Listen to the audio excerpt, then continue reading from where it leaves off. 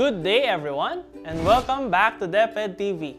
I am Teacher Joshua, and I will be your guide in sharpening your skills and enhancing your minds in order to face the challenges in Grade 8 Mathematics.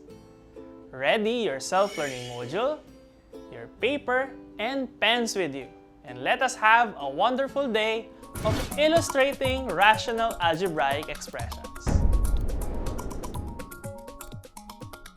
This is Samuel.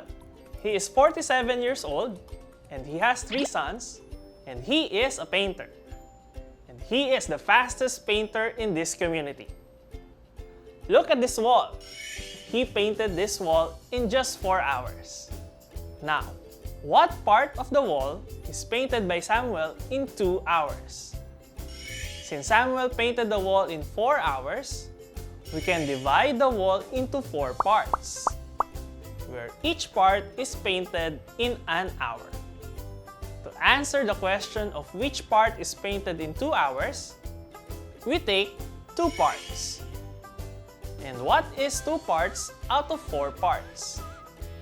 We can write it as a fraction 2/4, or in lowest term, 1/2. Now, what if we are asked to find which part of the wall is painted after X number of hours? Even if X is an unknown number, this represents a part of a whole. So we can show that an X4 part is painted by Samuel after X hours. This is an example of a rational algebraic expression. A rational algebraic expression is an expression that can be written as a fraction of the form P over Q, where P and Q are polynomials, and Q must not be equal to 0. In other words, a rational algebraic expression is an expression whose numerator and denominator are polynomials. Remember that the polynomials do not use a negative fractional exponent. Polynomials also do not have variable in the radical sign. In this exercise, let us determine which of the following is a rational algebraic expression. Is 6 over x minus 3 a rational algebraic expression? Yes, it is. Since 6 is a monomial with a constant, and x minus 3 is a binomial. How about 3x minus the square root of y all over 5? It is not, since the numerator contains variable in the radical sign. Next one, x squared plus 3 all over 4 minus x raised to negative 3.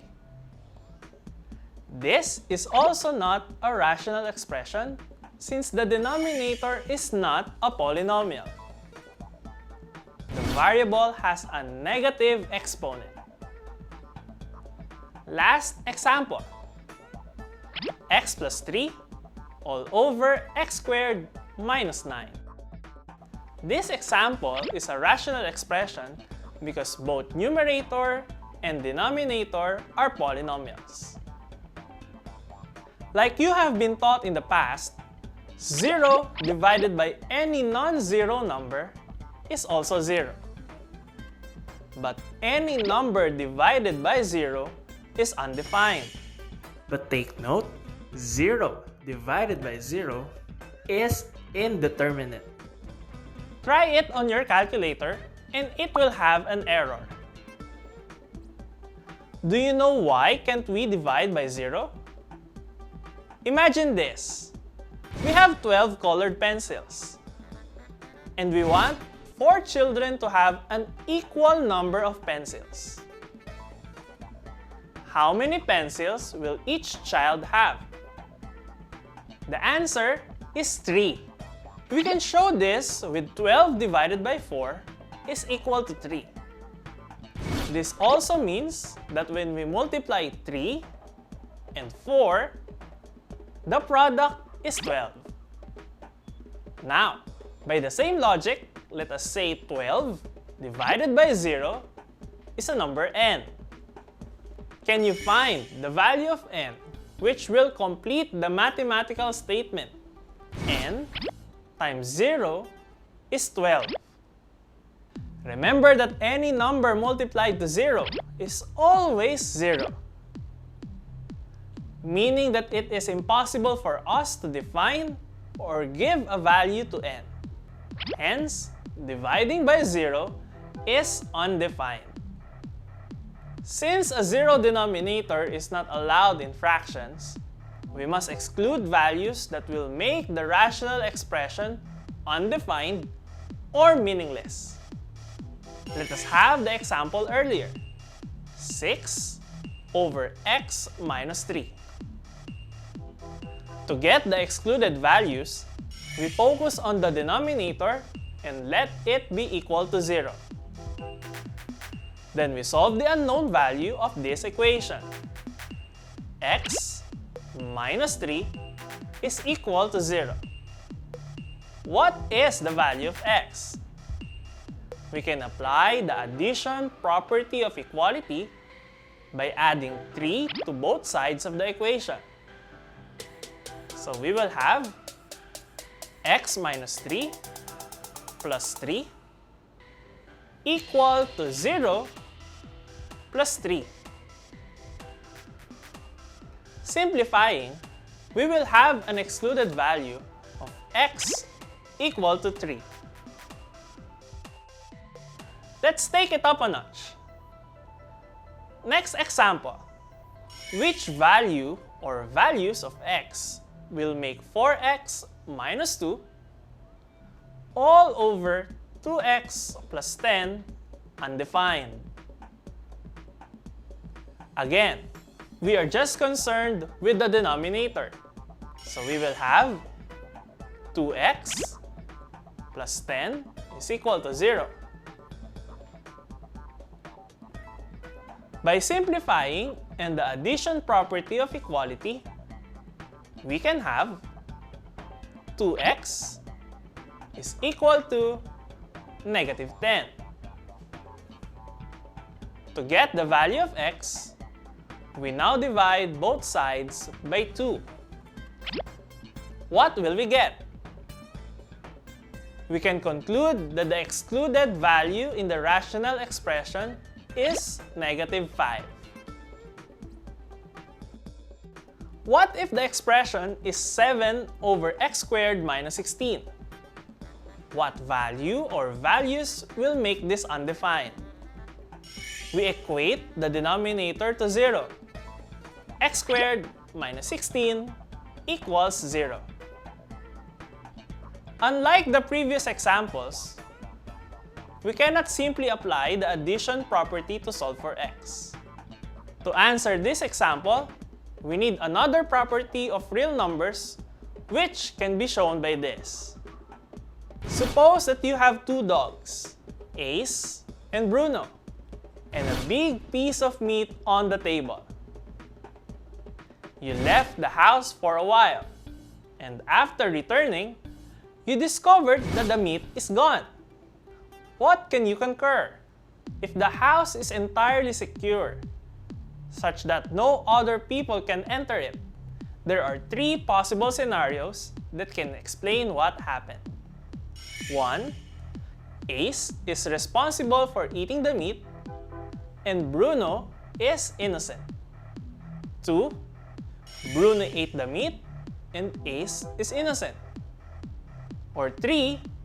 Both dogs ate the meat.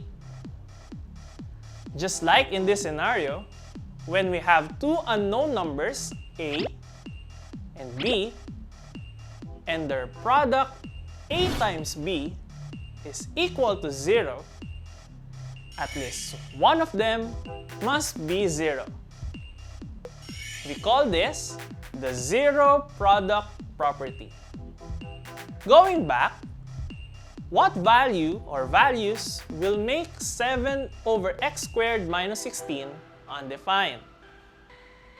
What we can do is to express the polynomial in its factored form. If you can remember, x squared minus 16 is a special product called the difference of two squares and can be easily factored as the product of x plus 4 and x minus 4. Then by the zero product property, one or both factors are equal to 0. So x plus 4 equals 0 or x minus 4 equals 0. By the addition property of equality, we can say that the values x equal to negative 4 or x equal to 4 will make the rational expression undefined. Now let us have another example. Identify the value or values of n that will make 3n minus 2 all over 9n squared minus 12n plus 4 undefined. First step is to have the denominator equal to 0. 9n squared minus 12n plus 4 is equal to 0. What can you say about the polynomial? It is a perfect square trinomial. Can you give its factored form? The equation will be the square of 3n minus 2 equal to 0. Since the square of a binomial means multiplying the binomial by itself, we can say that by the zero product property, 3n minus 2 is equal to 0. By the addition property and simplifying, we will have 3n equals 2. And lastly, divide both sides by 3. What will be the value of n? The value that will make the rational expression undefined is 2/3. Let us have one last example. For what value or values of n will make the expression negative 6 all over n squared plus n minus 2 undefined? First is to let the expression in the denominator be equal to 0. N squared plus n minus 2 is equal to 0. Then solve the equation by factoring. The polynomial is a general trinomial, so we need to find the correct factors. The equation can be expressed as the quantity of n plus 2 times the quantity of n minus 1 equals 0. What will we do next? Using the zero product property, we can say that n plus 2 equals 0 or n minus 1 equals 0. Then by the addition property of equality, we can further simplify the equations to have the excluded values n equal to negative 2 and n equal to positive 1. And that's it for today. We are finished in illustrating rational algebraic expressions and getting their excluded values. And let us have a recap. Rational algebraic expressions are fractions whose numerator and denominator are polynomials. The denominator of a rational expression is never 0. So there are instances that we exclude values that make the expression undefined. To exclude values, we let the denominator equal to 0 and solve the equation, sometimes by factoring. The zero product property states that if a product of two factors or polynomials is equal to 0, then at least one of the factors is also 0. Now that we have finished the lesson, it is important to evaluate and see what you have learned. Ready your paper and pens and analyze each question carefully. I will give you 5 seconds to answer each item and write the letter that corresponds to the correct answer.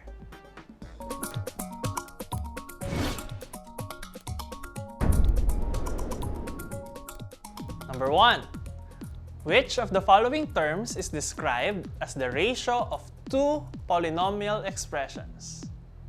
Is it A, linear algebraic expression, B, linear algebraic equation, C, rational algebraic expression, or D, rational algebraic equation?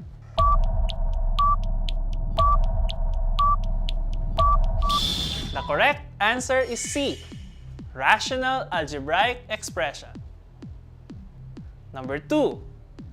In a rational algebraic expression, P over Q, where P and Q are polynomials, the polynomial Q must not be equal to A, -1, B, 0, C, 1, or D, 2.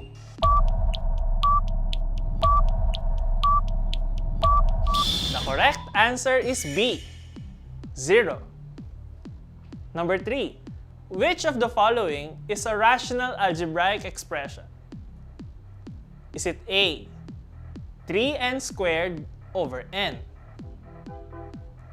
B, 3n over the square root of n, C, 3n raised to 1/2 over n, or D, 3n over n raised to -2?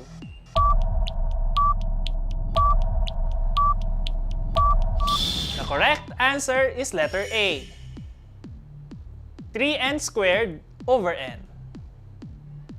Number 4. For what values of n will make the expression 2 over 4n plus 12 be undefined? Is it A, -12, B, -3, C, +3, or D, +12?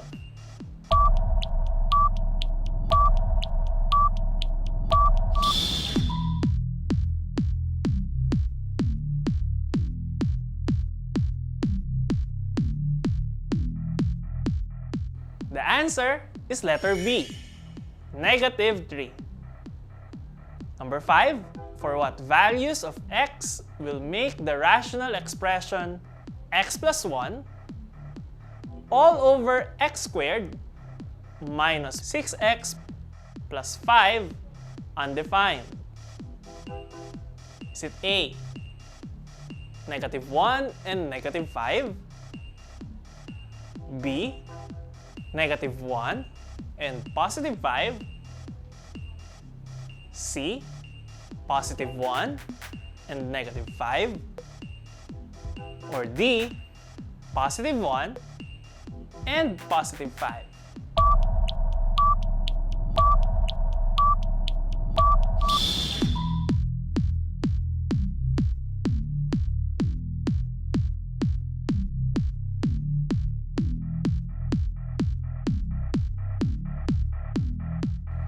The correct answer is D.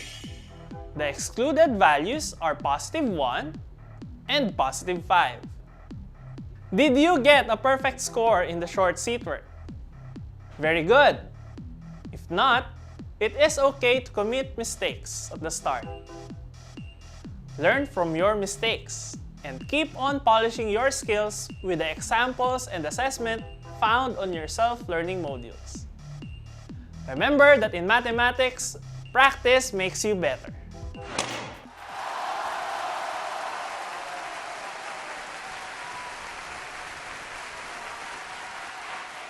I hope that you have learned a lot in our episode today. Note that rational algebraic expressions are just fractions. You must focus on patterns you have observed and do not forget to simplify. With hard work and determination, I believe that you can ace any lesson in mathematics. For our next episode, review factoring, because we will use it in simplifying rational algebraic expressions. Remember, math is not only about numbers and operations. It is an exercise for our minds for us to be critical, logical, and responsible thinkers. Again, this is Teacher Joshua reminding you to keep safe, have a nice day, and see you next time!